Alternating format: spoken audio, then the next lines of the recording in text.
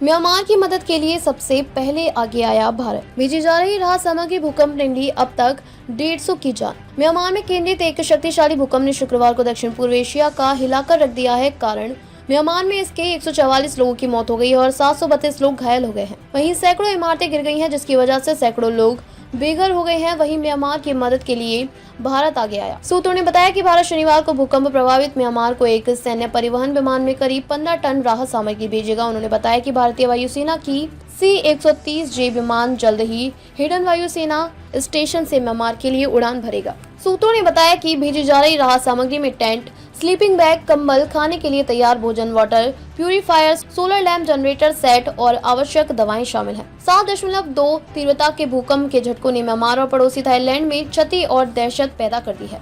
शुक्रवार को म्यांमार और पड़ोसी थाईलैंड में शक्तिशाली भूकंप आया, जिसमें इमारतें, पुल और एक मठ नष्ट हो गए हैं।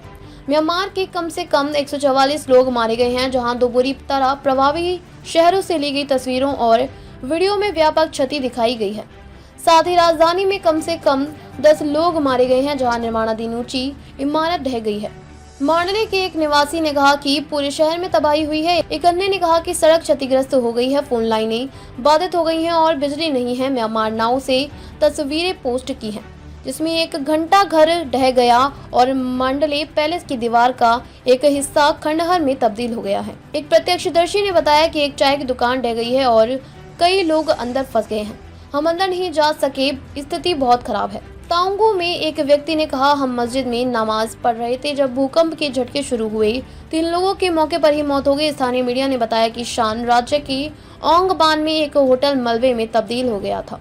इसमें 2 लोगों की मौत हो गई और 20 लोग फंस गए। MRTV ने बताया कि भूकंप से इमारतें गिर गई, कई कार दब गई और राजधानी नैपिता में सड़कों पर बड़ी दरारें पड़ गई हैं। रेड क्रॉस ने कहा कि म्यांमार में सड़कें, पुल व इमारतें क्षतिग्रस्त हो गई हैं और बड़े बांधों की स्थिति को लेकर चिंता है।